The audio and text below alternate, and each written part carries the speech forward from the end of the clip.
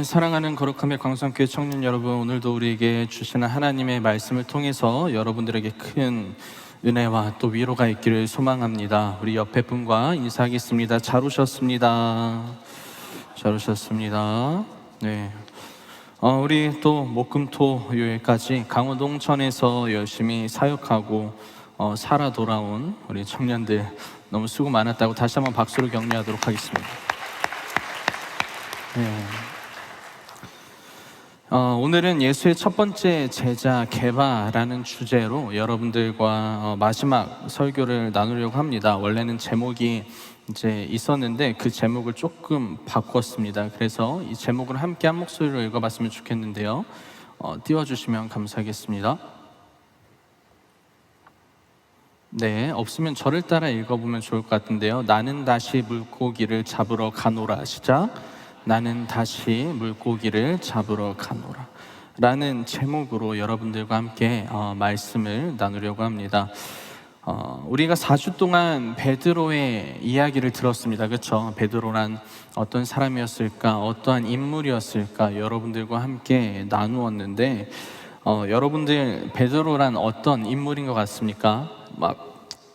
아까 이제 김단 전도사님께서 이야기해 주셨던 것처럼 우리와 되게 많이 닮아있는 모습이 있습니다. 그렇죠? 우리가 살아가는 모습, 베드로 예수님의 첫 번째 제자, 그리고 나름 수제자라고 알려져 있고, 카톨릭에서는 베드로 교황, 그렇죠? 베드로가 굉장히 중요한 인물로 알려져 있는데요. 베드로는 굉장히 넘어지기도 많이 넘어지고, 그 다음에 단순하기도 하고, 그의 삶을 보면은 왜 어떻게 이 순간에 이런 이야기를 했을까, 이런 행동을 했을까라는 좀 것들을 우리가 말씀을 통해서 많이 바라보는 것 같습니다. 그래서 그 모습들을 보면서 여러분들의 이제 마음도 비춰보시면 좋을 것 같고, 여러분들의 삶도 비춰보시면 좋을 것 같습니다. 여러분, 사람은 삶을 살아가면서 누구나 이별이라는 것을 경험해 봅니다. 그렇죠? 그게 연인이 되었든 가족이 되었든 혹은 죽음이 되었든 살아 있어도 앞으로 못 보게 되는 그런 일들이 우리의 인생에 있습니다. 그때 우리의 마음은 어떨까요? 이별을 했을 때 좋나요? 이별했을 때 굉장히 슬프겠죠. 힘들고 마음이 아프겠죠. 반대로 만약 좋은 이별이라고도 이야기를 하고 필요했던 이별이라면 좀 시원섭섭할 수도 있겠다는 생각이 듭니다. 그런데 좋은 이별이나 아니면 슬픈 이별이나 어찌되었던 헤어짐이라는 것을 경험했다는 것인데, 이 안에 우리가 공통적으로 보이는 게 있습니다. 그거는 뭐냐면 그 이별을 통해서 우리의 삶을 돌아본다는 거죠. 그리고 그 사람과 이별을 했다는 것은 그 사람과의 추억, 그 다음에 만남, 다양한 것들을 돌아보고, 이때는 이런 일이 있었지, 저 때는 저런 일이 있었지. 연인과 이별한다면 사진첩 이렇게 계속 보면서 이때 우리 정말 행복했는데, 그렇죠? 그러나 그 연인이 돌아올까요, 돌아오지 않을까요? 돌아올 수도 있겠지만은 혹시 원하는 분들이 여기 계시다면은 하나님의 은혜가 있길 소망합니다. 여튼 우리의 인생과 만남을 쭉 그 안에서 돌아본다는 겁니다. 그 사람과의 만남, 그 사람과의 추억, 있었던 일들, 또 힘들었던 일들, 좋았던 일들, 그런 기억들을 갖고 행복할 수도 있고요, 좋지 않았던 일들로 인하여서 힘들어할 수도 있습니다. 그리고 혹은 그 사람과의 만남에서 이런 생각도 우리는 할 수 있어요. 내가 좀 더 잘해볼 걸, 아니면 잘해드릴 걸 이라는 생각도 하면서 사람은 후회도 하게 되는 것 같아요. 이별을 하는 그 순간 말이죠. 예전에 그랬던 적이 있습니다. 저는 저의 지인들, 친구들의 죽음을 굉장히 많이 경험을 했었는데, 어느 날 할머니께서 돌아가시는 일이 있었습니다.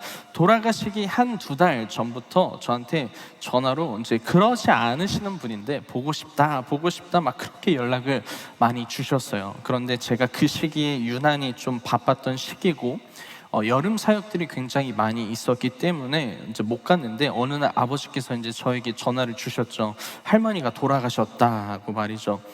평소 어디 아프시지도 않으셨다고 저는 생각을 했고 잘 지낸다고 생각을 했는데, 갑작스러운 죽음에 아버지도 그리고 저도, 그리고 가족들도 너무 슬프고 힘든 순간이었습니다. 그리고 저는 집에 가서 할머니 사진을 찾고 있었는데 남겨진 사진을 이렇게 보면서 잠깐 추억 속에 잠기고 있다가 마음이 정말 아픈 하나의 일이 있었는데, 그게 뭐냐면 같이 찍은 사진이 단 한 장도 없었던 거예요. 이렇게 할머니의 사진은 있는데 저와 할머니와 같이 찍은 사진이 꽤 오랜 시간 이제 할머니랑 같이 저희 집에선 살았거든요. 근데 그때도 사진이 없었고 이제 마음이 너무 아팠던 거죠. 그래서 물론 사역도 너무 중요하고 그렇게 보고 싶다고 늘 연락을 주시던 할머니네 집은요, 여러분, 저희 집에서 10분 15분만 걸어가면 있던 할머니의 집이었습니다. 뭐가 바쁘다고 나는 그랬을까, 그거 한번 가면 되는 거 아닌가 하는 후회가 굉장히 많이 몰려왔었던 때가 있었죠. 이런저런 생각이 들면서 내가 조금 더 잘해볼 걸, 잘해드릴 걸, 이때는 이러지 말았어야 됐는데 라는 후회도 굉장히 많이 있었습니다. 여러분, 우리 인생에는 추억할 수 있고 기억할 수 있는 희로애락이 있죠. 기쁨과 어려움과 슬픔과 즐거움, 그리고 이 모든 것들을 기억하고 추억할 수 있는 시간들을 지나가면서 우리는 하루하루 바쁘게 살아갑니다. 그리고 앞으로 다가올 그 시간에 우리는 지나온 시간들을 한번 이렇게 쭉 돌아봐요. 내가 어떻게 살아왔지, 그렇죠? 그리고 나는 앞으로 어떻게 살아가야 하는지를 다짐해 봅니다. 좋았던 일들, 그리고 행복했던 일들이 있다면 그 시간을 추억하며 마음속에 잘 담아두고 우리는 살아가죠. 후회하는 일들이 있다면 어떻게 생각합니까? 다음에는 내가 이러지 말아야겠다라는 다짐도 합니다. 그리고 같은 상황이 왔을 때는 예전에 이런 것들 경험했으니까 내가 이제는 정말 잘해봐야지라는 그런 이별을 통하여서, 헤어짐을 통하여서 우리가 알게 되는 부분들이 있습니다. 그리고 여러분, 베드로도 그런 삶을 살았던 것 같습니다.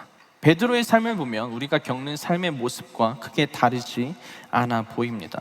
그의 첫 출발부터 오늘까지의 이야기를 보면은요, 만남, 그리고 행복, 그 다음 즐거움, 그 다음에 이별, 그 다음에 후회, 그리고 다짐, 이 모든 것들이 예수님과 베드로의 만남 가운데에 다 존재했다는 겁니다.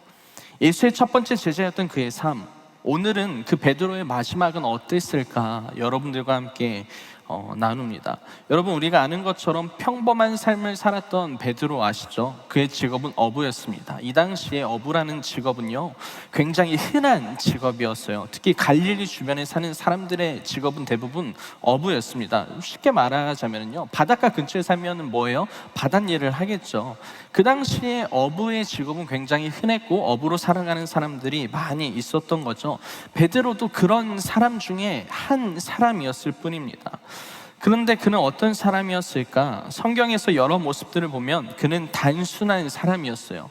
되게 좋고 싫고가 명확한 사람이고, 또 열정도 굉장히 넘쳤던 사람이었습니다. 또한 말보다 행동이 먼저 나가는 사람이 베드로였고, 신학자들 중에서는 베드로의 직업이 어부여서 뭔가 이런 성향을 갖고 있다라고 이야기하는 자들도 있지만은, 그냥 제가 생각하기에는 사람은 타고난 기질이 있기 때문에 베드로는 굳이 어부가 아니었어도 그냥 그렇게 살았을 거다라고 생각이 듭니다. 여러분, 그런 그에게 어느 날 예수님께서 다가오셨습니다. 베드로는요, 어느 때와 더불어서 똑같이 물고기를 잡고 있었어요. 그런데 물고기가 잡히지 않았고, 그때 어느 선생님이라고 표현을 했죠. 어느 분이 와가지고, 이제 예수님이죠, 와가지고 깊은 곳으로 그물을 던져봐라 라고 이야기를 했습니다. 그때 베드로는 뭐라고 이야기했냐면, 예 선생님, 제가 그 말을 듣겠습니다 라고 던졌을까요? 아니었죠. 이미 던져봤다 라고 이야기를 했습니다. 그렇죠?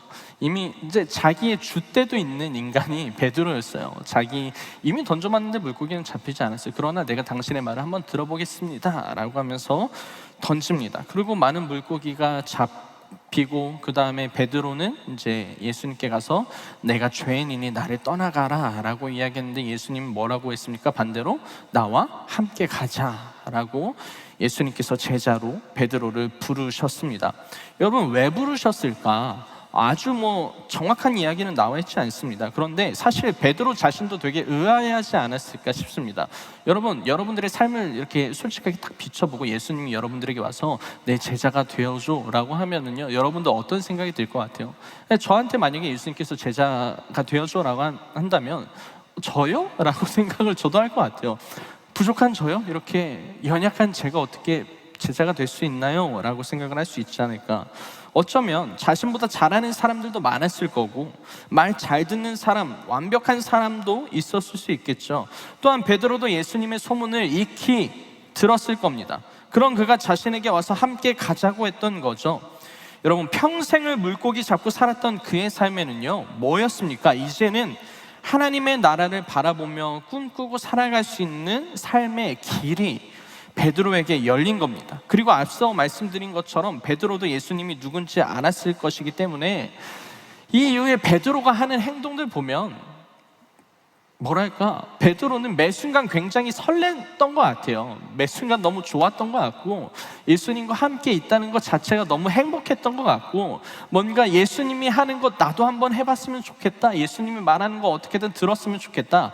매 순간 성경을 보면은요, 누구보다도 베드로는 가장 앞장서서 이야기하고 가장 앞장서서 말하는 자가 베드로였습니다. 그런 걸 보면은 베드로는 예수님과 함께 살아간다는 게 굉장히 좋았던 것 같고 굉장히 행복했던 것 같습니다. 이제 베드로의 인생에서 바꿀 수 없는 여행이 시작된 거죠. 그렇게 베드로는요, 예수님 곁에 딱 붙어서 삶을 살아갑니다.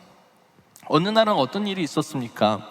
물 위를 걸어오시는 예수님을 바라보면서 여러분, 자기도 걷겠다라고 이야기를 하죠. 그 풍랑이 이르는 바다에 발을 내딛습니다. 정말 무모하죠. 이런 모습들을 보면서 그냥 베드로는 예수님이 하시는 것도 나도 해보고 싶어 라는 약간 어린아이 같은 마음도 있지 않았을까라고 느껴집니다.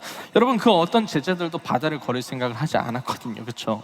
베드로 혼자 그런 짓을 하는 거예요. 예수님 보고 와, 나도 바다를 걸어야지 하면서 발을 내딛었던 것이죠. 제자들은 이렇게 생각하지 않았을까요? 저 인간 또 저런다, 저럴 줄 알았다. 베드로 맨날 막 옆에서 저도 해볼래요 하더니 이제는 풍랑 이른 바다에까지 가가지고 걷는구나 라고 생각을 할 수도 있겠죠. 이처럼 베드로는 단순하고 어디서든 나서려고 하는 모습들로 성경에 묘사되어 있습니다. 그러다가 사단이 났죠. 뭐예요? 결국 바다에 빠졌고, 예수님께서는 이 믿음이 없는 자야 하면서 그냥 그럴 줄 알았다 하면서 이렇게 건져내신 것 같아요, 베드로를. 그리고 시간이 지나 또 어떠한 일이 있었습니까? 가이사랴 빌립보, 우리가 지난주에 나눈 것처럼 이 빌립보에 갔을 때 베드로의 모습을 바라볼 수 있었어요. 그 우상 숭배가 만연했던 곳, 세상에 온갖 쾌락과 즐거움이 있었던 그곳에서 예수님이 제자들에게 질문하셨죠. 사람들이 나를 누구라 하냐? 라고 했을 때 뭐라고 했습니까? 누구는 세례 요한이요, 누구는 엘리야요, 누구는 선지자 중에 하나라 합니다. 그때 예수님께서 다시 질문하셨죠. 그렇다면 너희는 나를 누구라 하냐? 라고 했을 때 베드로가 가장 먼저 나섭니다. 이때도 주는 그리스도시요 살아계신 하나님의 아들입니다 라고 말이죠. 여러분, 이 고백은 그냥 멋진 고백이 아니라라고 이야기 제가 드렸죠. 그 누구도 고백할 수 없는 그곳에서, 그렇죠? 세상에 가장 좋은 것이 있는 그곳에서, 많은 우상들이 있는 그곳에서, 그리고 유대인들과 바리새인들이 예수를 욕했던 그곳에서, 제자를 욕했던 그곳에서 베드로는 당당하게 주는 그리스도시요 살아계신 하나님의 아들이다, 그 죽어있는 신상들 앞에서 살아있는 하나님을 선포하며 예수님은 그분의 아들이다 라고 고백을 한 것입니다. 당신은 그리스도시요 메시아시요 우리의 구세주요 하나님의 아들이다 라고 이야기한 거죠. 그 베드로의 고백에 여러분, 예수님은 크게 감동하십니다. 그리고 어느 날 예수님께서는 이제 자신이 무엇을 해야 하는지 제자들에게 가르쳐 주는 사건이 있었습니다. 자신의 진짜 사명 말이죠. 예수님이 병을 고치는 것, 말씀을 전하시는 것, 죽은 자를 살리시는 것도 중요한 일이었지만 결국 자신이 해야 하는 것은 무엇이었어요? 어린 양이 되셔서 세상의 모든 죄를 지시고 죽으셔야 하는 그 일을 결국에는 드디어 제자들에게 이야기를 합니다. 여러분, 이 이야기를 들은 제자들은 어땠을까요? 놀랐겠죠. 일단은요, 메시아라고 하는 분이 죽는다는 것은 그들에게 이해할 수 없어요. 이 세상을 구원하기 위해서 오신 통치자 메시아 예수 그리스도가 죽는다는 것은요, 그들에겐 뭐예요? 다시 한번 로마의 속박에 나는 살아갈 수밖에 없다라고 생각하면서 지낼 수 있는 그런 겁나고 무서운 환경을 다시 마주하게 된다는 거죠. 메시아는 죽으면 안 돼요. 애초에 메시아가 아기로 온다는 것도 이 사람들에겐 이해가 안 갔을 텐데, 이 메시아가 죽는다는 것은 이 사람들에게도 그래서는 안 된다는 겁니다. 그런데 여러분, 메시아로서 죽는다는 것도 이해가 안 되지만은 사람과 사람의 만남, 그 마음으로 예수님이 죽는다라고 했을 때 이 사람들은 어땠을까? 제발 그러지 않기를 원하지 않았을까요? 여러분, 그리고 우리도 그렇지 않았을까? 내가 따르는 사람이 나는 이제 죽을 거야, 나는 그렇게 해야만 해 라고 이야기한다면, 여러분, 만약에 저는 어쨌든 청년부를 담당하고 있는 목사인데, 제가 이제 여기 있는 새가족팀 이제 팀장하고 있는 이제 윤명청 청년에게 이제 저는 죽을 거예요 라고 이야기하면, 이제 명철 형제가 저한테 이 때가 됐군요, 제가 그때만을 정말 기다렸습니다. 목사님 드디어 죽으러 가시는군요. 너무 정말 제 죄를 위해서 목사님 뭐 어떻게 하시는 겁니까? 여러분, 이렇게 한다면은 저도 마음이 좀 이상할 수도 있고, 저분도 그래선 되나요? 그럴 수 있습니다. 제가 죽기를 바랄 수도 있긴 하겠지만, 아니죠? 예, 죄송합니다. 이따 끝나고 다시 이야기해봐도 좋을 것 같아요. 여러분, 여튼 메시아로 왔을 때도 이게 죽는 게 이해가 안 갔지만은, 그냥 사람과의 사람의 관계도 있지 않나요? 내가 그렇게 따르고 사랑했던 그분이 죽는다고 이야기했을 때 과연 누가 주님, 당신은 때가 됐으니 죽으셔야 마땅합니다, 당신이 죽는다는 것을 내가 이해하겠습니다 라고 누가 이야기하냐는 거죠. 베드로는요, 그런 이야기를 하는 예수님께 항변하며 붙들었다라고 이야기합니다. 뭐냐면은 붙잡고 매달리면서 절대로 그래서는 안 된다라고 이야기했다는 거죠. 여러분, 저는 베드로의 마음이 충분히 이해가 갑니다. 베드로의 마음, 예수님이 죽는다고 했을 때 어떻게든 붙잡고 매달리면서, 예수님 그게 무슨 소리입니까? 절대 당신은 죽어서는 안 됩니다. 당신이 하셔야 되는 일들도 많고, 그냥 관계적인 측면에서도 예수님이 죽는 것은 굉장히 슬프고 안타까운 일이겠죠. 그때 베드로는 더 충격적인 이야기를 듣습니다. 예수께서 베드로에게 이르시되 뭐라고 이야기한지 너무 잘 아시죠? 뭐라고 했습니까? 사탄아, 물러가라. 너는 나를 넘어지게 하는 자로다. 네가 하나님의 일을 생각하지 않고 도리어 사람의 일로 이것을 생각한다 라고 이야기합니다. 여러분, 베드로의 마음 생각해 보셨나요? 예수님이 나는 죽을 거야 고 너희들을 위해서 했는데, 베드로는 그래도 예수님을 너무 사랑하니까 주님 절대로 죽으시면 안 돼요 라고, 정말 그래도 착한 마음, 순수한 마음에 죽으면 안 된다고 했는데 예수님이 뭐라고 한 거예요? 사탄아, 물러가라 라고 한 거예요. 베드로의 마음 정말 찢어지지 않을까요? 여러분, 헤어질 때도 이런 이야기 안 듣습니다, 그렇죠? 연인과의 연인에서 헤어질 때도 내가 너를 싫어, 나는 너에게 마음이 떠났어 라고 충분히 이야기하겠지만은, 정말 이 사탄아 물러가 이것처럼 나는 너가 여러분, 헤어질 때 이런 이야기 하시면 안 돼요. 아시겠죠? 연인과 연인이 헤어질 때도 어떠한 나쁜 소리를 하면서 헤어지는 분들이 계시잖아요. 나 이제 너에게 정이 떨어졌어, 나 이제 너에게 마음이 없어, 우리는 애초부터 시작된 게 잘못된 시작이었어. 여러분, 그러면 왜 만납니까? 그렇죠? 근데 나중에 이야기를 들어보면 이렇게 이야기를 해요. 그냥 뭐라고 해야 될까, 정을 완전히 떼내려고 그런 이야기를 했다라고 하는데, 예수님이 근데 베드로에게 정 떼려고 사탄아 물러가라라고 했겠습니까? 그렇진 않죠. 무슨 말입니까? 사탄아 물러가라 라고 했던 것은 이 일이 하나님께 속해 있는 일이다라는 것을 명확하게 가르쳐주기 위함이었던 거죠. 그런데 베드로의 마음, 제 생각에는 어찌됐든 되게 상처받았을 것 같고, 내가 예수님 평생 따른다고 했는데 나한테 사탄이라고 한다니. 누군가가 제가 명철 형제한테 와가지고 저한테 죽어라 막 했는데, 제가 명철 형제한테 이 마귀야 막 그러면, 사탄아 그러면 어때요, 마음이? 굉장히 힘들지 않을까요? 굉장히 슬프겠죠. 베드로의 마음도 되게 쉽지 않았을 겁니다. 굉장히 슬프고 어려웠겠죠. 그런데 되게 재밌는 것은 뭐냐면, 베드로에게도 이 말이 굉장히 어렵고 힘들었을 텐데, 이 이후의 이야기들을 보면 베드로는 여전히 예수님을 사랑해요. 그리고 여전히 예수님 옆에 딱 붙어 있어요. 그리고 여전히 예수님이 하는 말에 가장 앞서서 말하고 나서고 이야기를 했다는 거죠. 그렇게 베드로는 예수님과 함께 다니며 여러 기적들을 바라보게 됩니다. 병든 자를 고치시는 주님, 죽은 자를 살리시는 주님, 오병이어의 사건들을 바라보시면서 능치 못하신 주님의 모습을 봅니다. 그런 모습만 바라본 게 아니에요. 사랑이 없는 곳에 가시는 예수님의 모습을 보고, 사랑할 수 없는 자들을 사랑하는 예수님의 모습을 바라보고, 가난한 자들에게 가는 예수님을 봅니다. 베드로는 아마 그런 예수님의 모습을 보면서 자기도 그렇게 살길 원했고, 앞으로 예수님과 평생을 그렇게 같이 살기를 원했을 겁니다. 그렇게 예수님과 베드로 그리고 제자들은 정말 다양한 일들을 겪으면서 그 관계가 굉장히 끈끈해졌어요. 시간이 지나 예수님께서 이제 잡히셔야 하는 시간이 오고 제자들과 마지막 식사의 시간을 갖습니다. 그때 예수님께서는 제자들에게 발을 씻겨주는 일이 있었는데, 유대 문화에서 발을 씻겨준다는 것은요, 그 집안의 가장 낮은 계급의 사람들이 손님이 그 집으로 왔을 때 발을 씻겨줍니다. 그러니까 하인들이 손님으로 온 손님의 발을 씻겨주는 거예요. 즉 예수님이 제자들에게 발을 씻겨준다는 것은 사실은 그 당시에 말도 안 되는 일인 거죠. 그때 베드로가 말합니다. 또 나서서 이야기를 해요. 뭐라고 이야기하냐면, 제자들 그냥 발 씻김 당하고 있는데 베드로는 나서서 주님, 왜 주님께서 내 발을 씻으십니까? 라고 묻는 거죠. 왜 이런 일을 하냐라는 거예요. 예수님께서는 대답합니다. 너가 지금 이해하지 못하는데 나중에 꼭 알게 될 거다 라고 말이죠. 그런데 베드로는 굽히지 않고, 그래도 주님께서 제 발을 씻는 것은 제가 절대로 용납할 수 없습니다 라고 이야기를 합니다. 차마 예수님께서 더러운 자기 발을 씻기는 것을 자기 눈으로 자기가 그것을 당할 수 없다라는 거예요.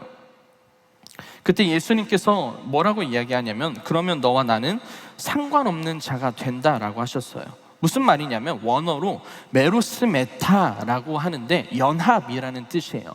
내가 지금 너에게 발을 씻기지 못하면 너와 내가 하나 될 수 없어, 연합될 수 없어 라고 베드로에게 설명하는 겁니다. 그냥 발 씻기는 것은 그냥 너가 더러워서 씻기는 것이 아니라 너와 함께 나아가고자 하는 것, 그 연합을 예수님께서 설명을 하고 있다는 거죠. 그때 베드로는요, 마음을 굳게 먹고 뭐라고 예수님께 말을 하냐면 이렇게 이야기를 해요. 그러면 주님, 발뿐만 씻겨주지 마시고 나의 손과 머리도 씻어주십시오 라고 이야기합니다. 베드로의 마음 아셨나요? 예수님의 가장 옆에서 모든 것들을 지켜보고 이 연합이라는 하나, 예수님과 하나 될 수 없다는 그 말에, 그렇다면 주님, 발뿐만이 아니라 나의 모든 것을 주님이 씻겨주십시오. 내가 주님과 그렇게 살아가고 싶은 자입니다. 나는 그렇게 주님과 동행하고 싶은 자입니다 라고 이야기를 한 거죠.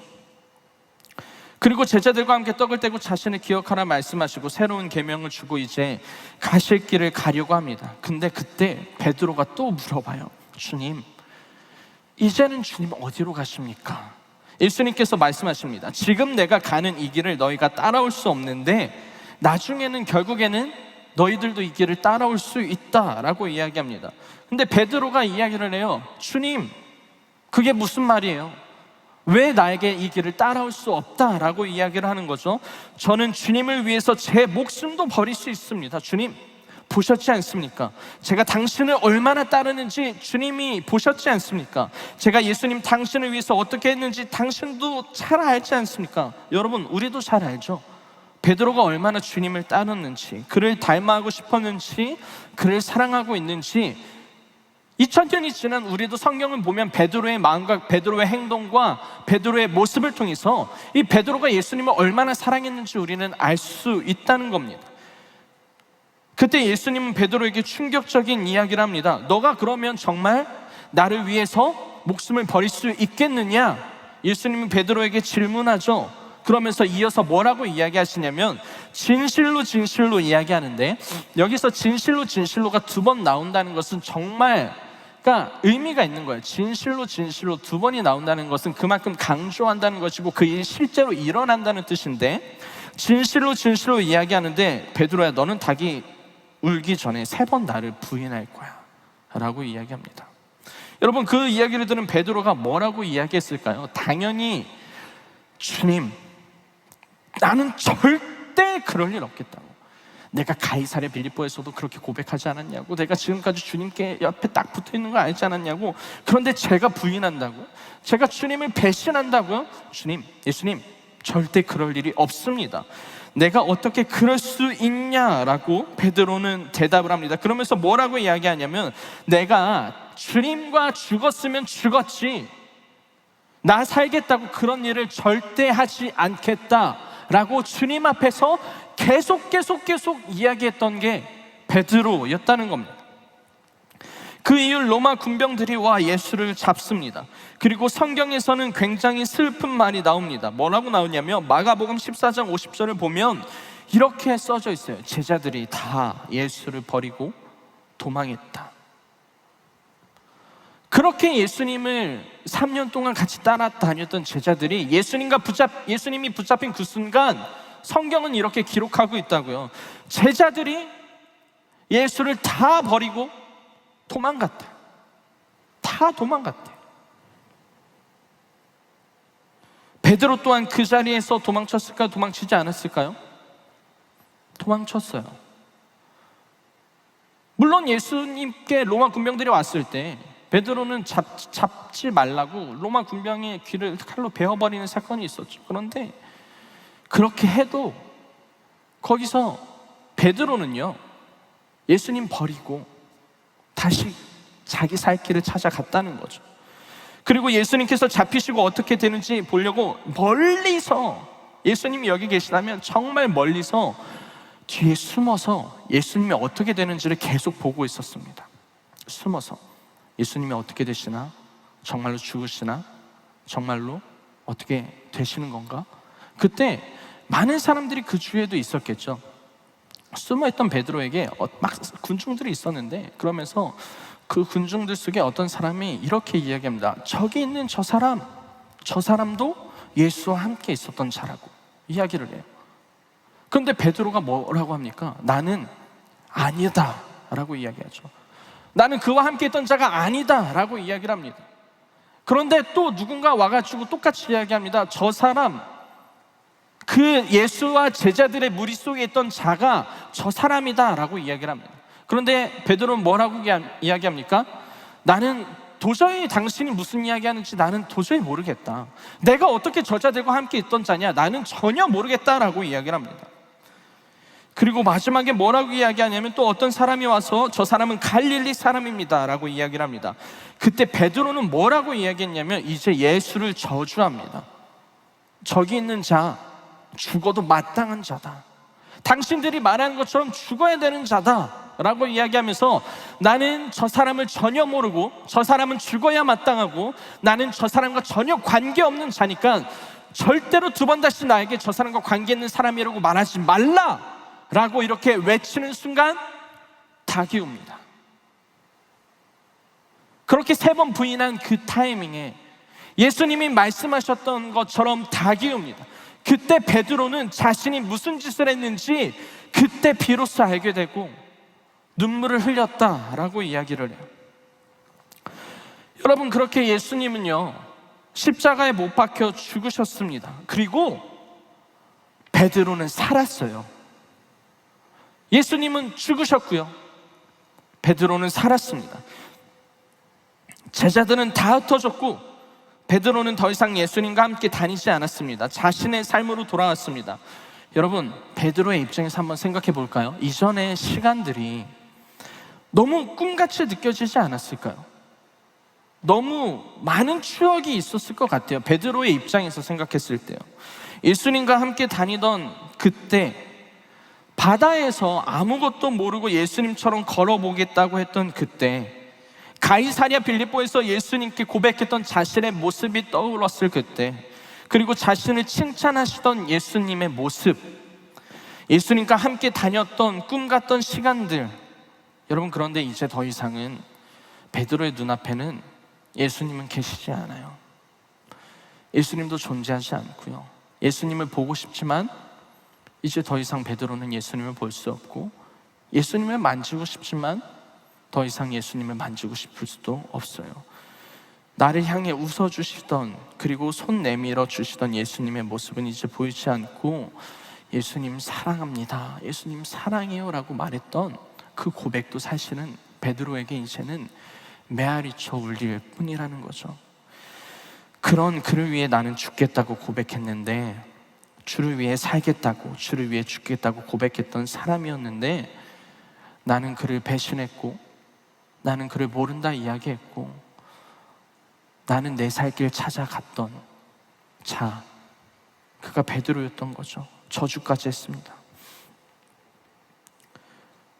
그리고 그 모든 순간을 이제 뒤로 하고 자신의 일상으로 돌아와 이렇게 이야기를 해요. 뭐라고 이야기했냐면, 나는 이제 물고기 잡으러 가노라.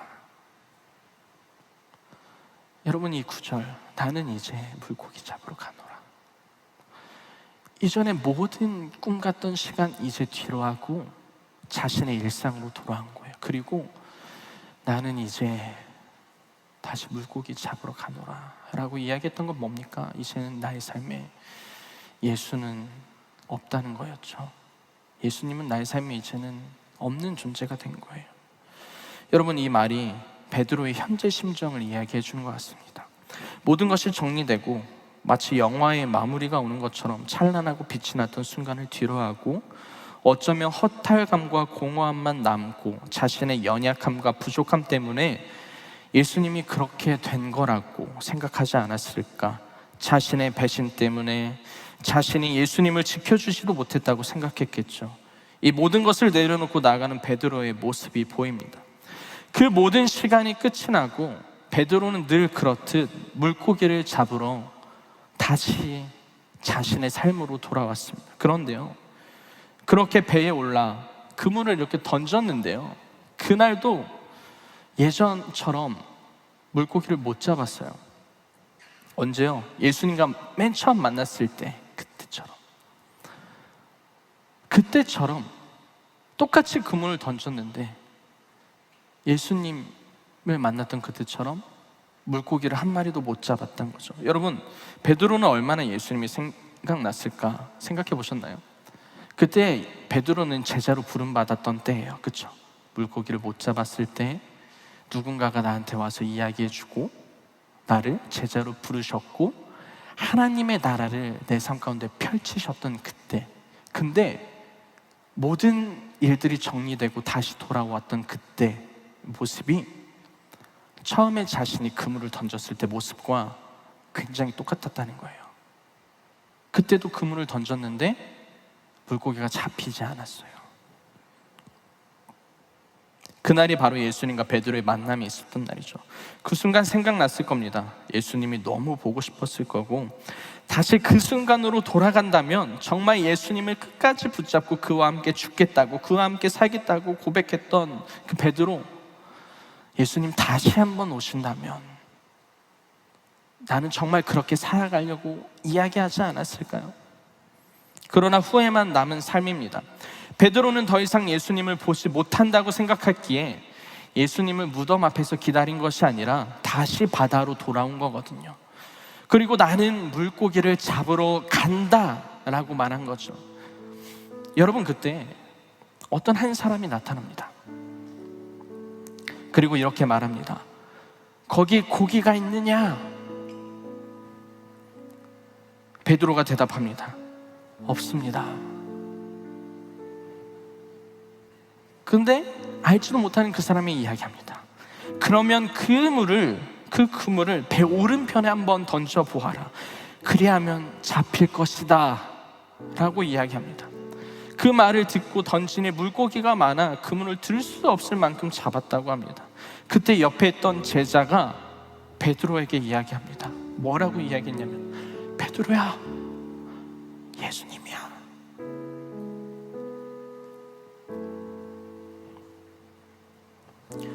그 말을 들은 베드로가 바다에 뛰어내립니다. 예수님이라는 그 한마디에 바다로 뛰어내려서 예수님께 뛰어갑니다. 예수님을 향해 달려갑니다. 내가 너무나도 보고 싶었던, 내가 너무나도 사랑했던, 내가 너무나도 후회했던 그 시간들이 생각이 나면서 내가 너무나도 죄송했던 예수님, 다른 거 생각할 틈 하나 없이 베드로야, 저분 예수님이다 라고 했을 때 그물도 집어 던지고 옷 챙겨 입고 바다인데도 불구하고 그냥 뛰어들어서 무작정 예수님 있는 대로 뛰어갑니다. 예수님, 지난날에 후회했던 시간들과 순간들, 자기가 배신했던 일들, 예수님 모른다고 저주했던 그 많은 순간들이, 여러분, 그 뛰어가는 모든 순간에 베드로에게 얼마나 많이 생각났을까요? 얼마나 많이 생각이 났을까? 육지에 도착하니 예수님께서 생선과 떡을 준비해 놓으시고 뭐라고 이야기하시냐면 한마디 하십니다. 아침 먹자, 밥 먹자 라고 이야기하십니다. 정말 아무렇지도 않게 늘 옆에 계셨던 예수님처럼, 함께 동행하며 사역했던 그때처럼 아침이면 잘 잤냐? 라고 물어보셨을 테고, 배고프냐? 라고 물으시면서 우리에게 밥을 주셨을 테고, 내가 배신하고 내가 부인했어도 와서 나를 왜 부인했니? 나를 왜 배신했니? 나를 왜 떠나갔니? 차라리 화를 내시면 그래도 말이라고 했을 텐데, 그런 거 묻지도 않으시면서 갈릴리로 먼저 찾아오셔서 마치 사랑하는 사람을 바라보며 안부를 물어보듯이 뭐라고 이야기했냐면, 여전히 첫 만난 것처럼 똑같이 오셔서 물고기 많이 잡히니? 안 잡히면 거기로 던져봐. 변한 거 하나 없으시죠? 나 처음 만나 주셨던 그때처럼, 내가 배신했었던 그때 다시 나에게 오셔서 나 처음 만났던 그때처럼 동일하게 똑같이 우리에게 안부를 묻습니다. 잘 지냈냐고, 잘 있었냐고, 너가 바다에 있어도, 너가 풍랑에 있어도, 너가 오지 않아도 내가 다시 가서 이야기하는 거죠. 여러분, 그리고 아침을 먹었습니다. 먹으면서 어떤 이야기 했는지는 성경에 나와 있지 않습니다. 어쩌면 예수님도 베드로도 그 어떤 이야기도 하지 못했지 않았을까라는 그냥 저의 생각이 들어요. 그리고 식사를 하고 베드로는 어떤 말이라도 너무 하고 싶지 않았을까요? 죄송합니다, 제가 그때 그러지 않았어야 됐는데, 제가 세상으로 나가지 않았어야 됐는데, 제가 그러지 말았어야 됐는데 죄송합니다 라고 너무나도 말을 하고 싶었겠죠, 베드로의 입장에서. 근데 그 어떤 말도 하지 못하고 숨이 너무 턱 막혔을 것 같아요. 근데 그때 예수님이 밥 다 먹고 베드로에게 뭐라고 질문하셨냐면, 베드로야, 너 나 사랑하냐? 첫 마디였어. 베드로야, 너 나 사랑하냐? 그때 베드로가 뭐라고 했습니까? 그냥 주님 사랑한다 이야기한 것이 아니라 뭐라고 이야기했냐면, 제가 주님 사랑하는 주님이 더 잘하지 않습니까? 제가 주님을 따른 것을 주님이 더 잘하지 않습니까? 제가 주님 믿은 것을 주님이 더 잘하지 않습니까? 3번이나 물어보시고 베드로는, 주님, 내가 주님 사랑하는 것을 주님이 더 잘하십니다. 이게 베드로의 안에 있는 후회, 죄송함, 모든 것들이 사실 담겨져 있었던 고백입니다. 여러분, 우리도 주님 참 많이 사랑하지 않습니까? 그런데 때로는 우리가 주님을 부인할 때도 있고 세상을 선택할 때도 있습니다. 그런데 저는 이게 여러분들이 주님을 사랑하지 않아서라고 생각하지 않습니다. 여러분 주님 사랑합니다. 여러분 주님 믿습니다. 주를 위해서 여러분들 정말 최선을 다해서 살아가고 계시고 치열하게 살아가는 건 너무나도 잘 알고 있습니다. 근데 때론 나의 부족함 때문에, 나의 연약함 때문에 그런 선택을 할 때도 있습니다. 베드로도 예수님과 이별을 통해서 예수님의 죽으심으로 인하여서 후회도 참 많이 했을 겁니다. 마음도 너무 아팠을 테고, 내가 정말 다시 한번 주님을 위해 살아갈 수 있다면 모든 것을 다해 살아갈 것이다 다짐도 했을 겁니다. 그런데 그런 다짐 없었어도 주님 한 번만 다시 볼 수 있다면, 주님 한 번만 다시 만날 수 있다면 정말 죄송하다고 사과라도 하고 싶었을 마음이 베드로의 마음이었을 것입니다. 말 한마디 못하고 예수님을 보낸 베드로의 심정이었던 거죠. 베드로가 옆에 있는 제자가 예수님이다 라는 이야기만 듣고 다른 거 다 내팽개치고 예수님께 어떻게든 뛰어갔던 베드로의 모습만 보더라도 우리는 베드로의 마음을 알 수 있습니다. 여러분, 우리는 예수님과 함께 있을 때 그를 위해 무엇이나 할 수 있겠다고 고백하지만 때로는 정말 중요한 그 순간에 우리가 때로는 신앙을 저버리는 일들도 있었을 겁니다. 혹은 내가 정말 주님 사랑합니다 라고 하지만 사랑의 모습으로 살아가지 못할 때도 너무나도 많았을 겁니다. 여러분, 사실 예수님께서는 나를 한 번도 떠나간 적이 없으셨는데, 늘 나에게 있으셨는데 떠나간 것은 나였고, 배신했던 것도 나였고, 떠나려고 했던 것도 나였습니다. 그런데 예수님께서 그런 나에게 오셔서 뭐라 하셨습니까? 오히려 화내시는 것도 아니고, 그로 인하여서 지쳐있는 삶에, 내 마음 가운데 이 예수님의 사랑이 부족해져 가고 있는 삶에 다가오셔서 물어보십니다. 잘 살고 있냐고, 괜찮냐고, 물고기 많이 잡히냐고. 그러면서 한마디 더 하십니다. 일로 와서 밥 먹자고. 그는 나의 어려움 가운데 찾아오시고 내 마음을 아시고 나를 돌아보시는 주님이십니다. 내가 힘들 때에도, 때로는 내가 예수님을 모른다 이야기했을 때에도, 그때도 그는 여전히 나를 사랑하시고 나에게 오셨습니다. 언제처럼요? 나에게 처음 왔을 그때처럼 오늘도 여전히 그분은 나를 위해 오셨다는 거죠. 그리고 베드로는 예수님을 위해 살아갑니다. 두 번 다시 베드로는 예수를 모른다 부인하지 않았어요. 누구보다 열심히 복음을 전했고 핍박과 고난 속에 살아갔습니다.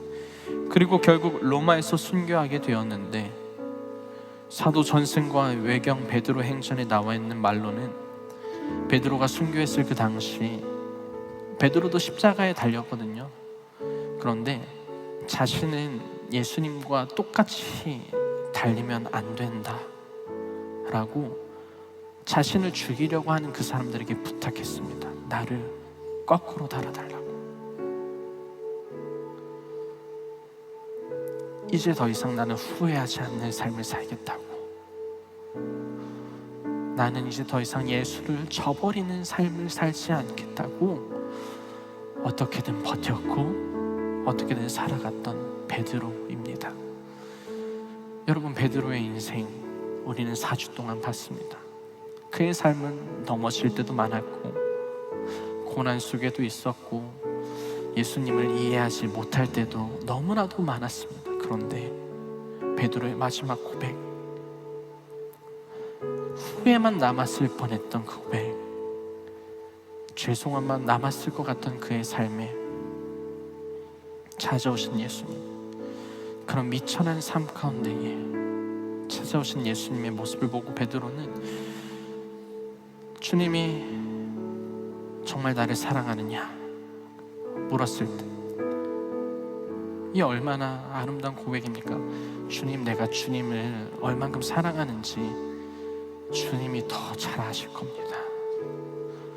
더 잘 아실 겁니다 라고 고백했던 거죠. 우리 이 시간 한 가지 기도했으면 좋겠습니다. 먼저 이 시간 눈을 감고 하나님 앞에 올려드릴 것은요, 사랑한다 고백하고 주를 위해 살겠다고 했습니다. 그렇죠? 그런데 그러지 못한 나의 삶을 자주 마주하게 됩니다. 여전히 세상의 것을 찾고 구하고 혹은 믿음을 지키지 못하는 순간들을 마주할 때가 있습니다. 여러분, 그럴 때가 여러분들의 삶에 언제였는지 이 시간 잠시나마 여러분들의 삶을 돌아보기를 소망합니다. 그리고 그 마음을 갖고 여러분들 하나님 앞에 이 시간 고백하기를 원합니다. 기도하겠습니다.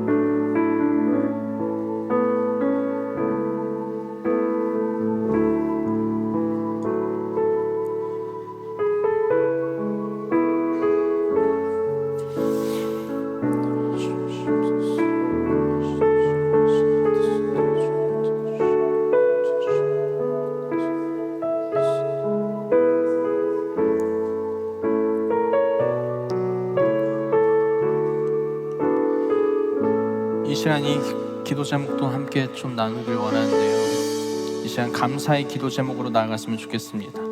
여러분들이 올려드린 그 기도, 그 마음, 그런데요, 그럴 때마다 나를 책망하지 않고 사랑의 눈으로 바라보시고 내가 예수를 떠나갔던 그 순간에도 나를 찾아오시는 주님, 그런 천한 나를 돌아보시고 나를 회복시키시고 치유하시는 예수님, 그 주님께 이 시간 여러분들의 감사의 기도 제목을 올려드렸으면 좋겠습니다. 여전히 부족한 내 삶에 나와 함께 해주시는 주님 감사합니다. 죽을 수밖에 없는 죄인인 나를 살려주심에 감사합니다. 나를 믿음으로 다시 회복시켜 주시고 믿음으로 살아가게 해주심에 감사합니다. 우리 이 기도 제목을 하나님 앞에 올려드리겠습니다. 기도하겠습니다. 사랑이 많으신 하나님,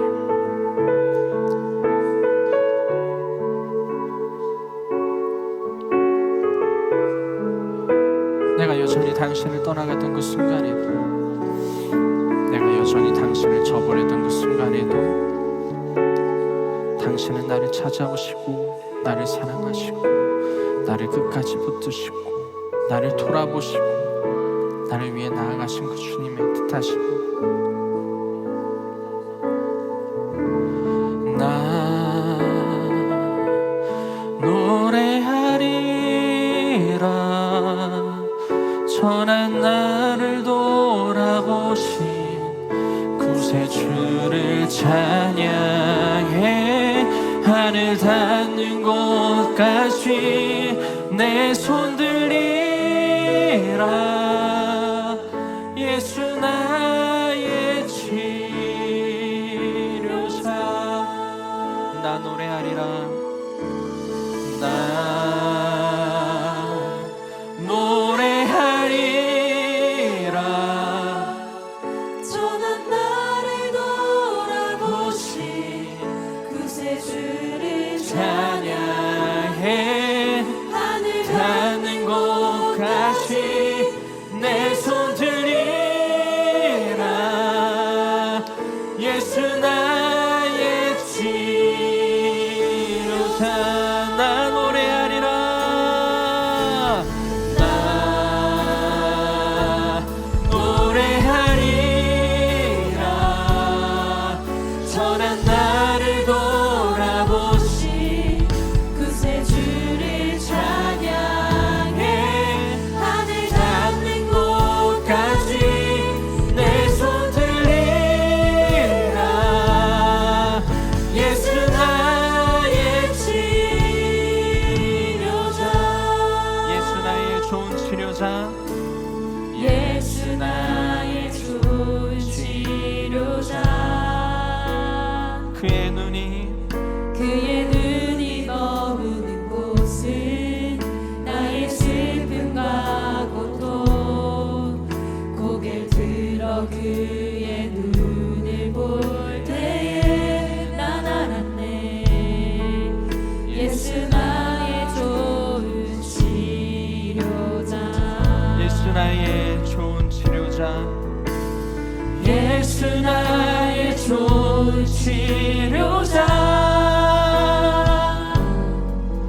그의 손길이 닿는 곳은 나의 상처와 영원히 흐를 것 같았던 영원히 흐를 것 같았던 눈물 다 멎었네. 예수 나의 치료자. 우리 고백합시다. 노래하리라. 나 노래하리라. 선한 나를 돌아보시 구세주를 찬양해. 하늘 닿는 곳까지 내 손 들리라. 예수 나의 치료자. 나 노래하리라. 나 노래하리. 선한 나를 돌아보시 선한 나를 나의 삶의 후회만 남았던 그 순간에 구세주를 찬양해. 나를 다시 한번 찾아오신 그 주님의 이름을 찬양합니다. 내 손 들리라. 예수 나의 치. 나 노래하리라. 나 노래하리라. 선한 나를 돌아보신 우리 주님의 이름을 찬양합니다. 구세주를 찬양해. 하늘 닿는 곳까지 내 손 들리라. 예수 나의 치. 우리 마지막으로 한 가지 기도할 것은 베드로가 자신의 삶을 후회했지만 다시 자신을 찾아오신 주님을 바라보고 앞으로 정말 주를 위해 살겠다고 고백했던 것처럼, 그리고 그렇게 살았던 것처럼 주님, 나 또한 세상의 것으로 충만해지는 것이 아니라 세상의 방법으로 살아가는 것이 아니라 오직 예수의 이름을 위해서 살아가겠노라라고 고백하면서 살아가는 나의 삶이 될 수 있도록 주님 인도하여 주시옵소서. 그렇게 고백하면서 삶을 살아갈 수 있는 내가 될 수 있도록 주님, 나를 끝까지 붙잡고 인도하여 주시옵소서. 우리 이 시간 주여 한번 외치고 그런 삶을 살겠노라 고백하는 우리의 삶이 되겠습니다. 우리 다짐을 하며 고백하는 시간이 되게 하여 주시옵소서.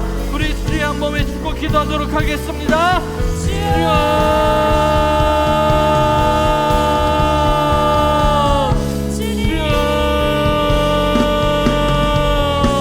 살아계시고 역사하시는 하나님, 아버지, 우리가 절대 후회하지 않는 삶을 살기를 원합니다. 아버지, 우리를 다시 찾아오신 그 주님의 뜻하신 바에 따라 우리가 다시 한번 주님으로 인하여서 살아가길 소망합니다. 아버지, 내가 다시 한번 살아가길 소망합니다. 이전에는 내가 여전히 후회하면서 살아갔습니다. 아버지, 이전에는 내가 여전히 그렇게 살아갔습니다. 그러나 내가 주님을 위해서 살아가겠노라고 다짐하는 그 삶 가운데에 다짐하면서 살아갈 수 있도록 주님 붙잡아 주시옵소서. 아버지, 우리가 세상의 그 어떤 것이 아니라 아버지, 우리 삶 가운데 예수를 충만해 주시고 예수의 뜻을 살아갈 수 있도록 우리의 삶을 인도하시고 우리의 삶을 주장하시고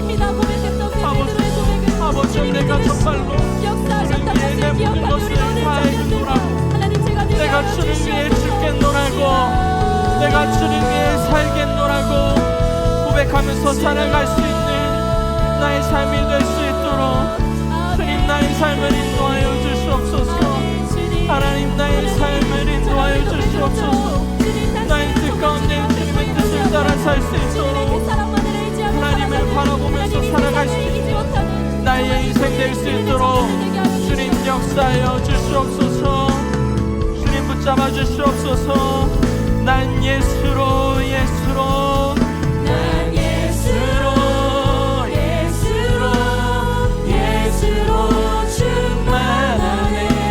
난 예수로 예수로 예수로 충만하네. 난 예수로 예수로 예수로 충만하네. 영원한 왕 내 안에 살아계시네.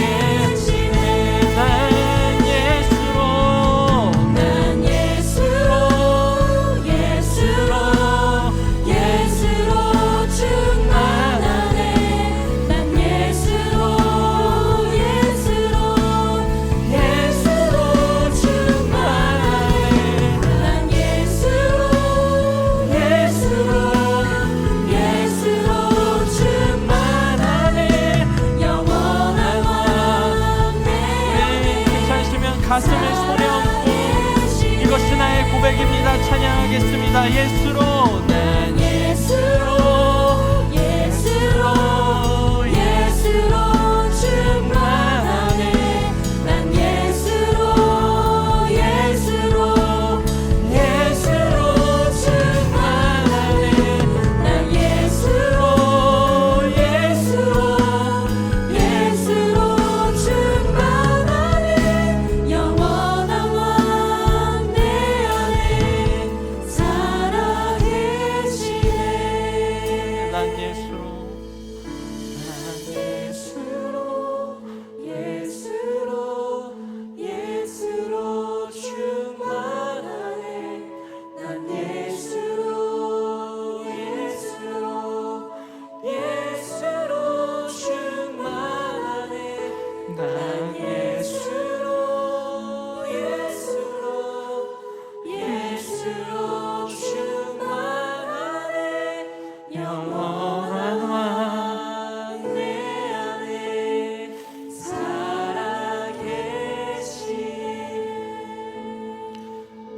내가 나를 사랑하느냐 물으실 때 주님, 내가 주님을 사랑하는 줄 주님이 더 아십니다.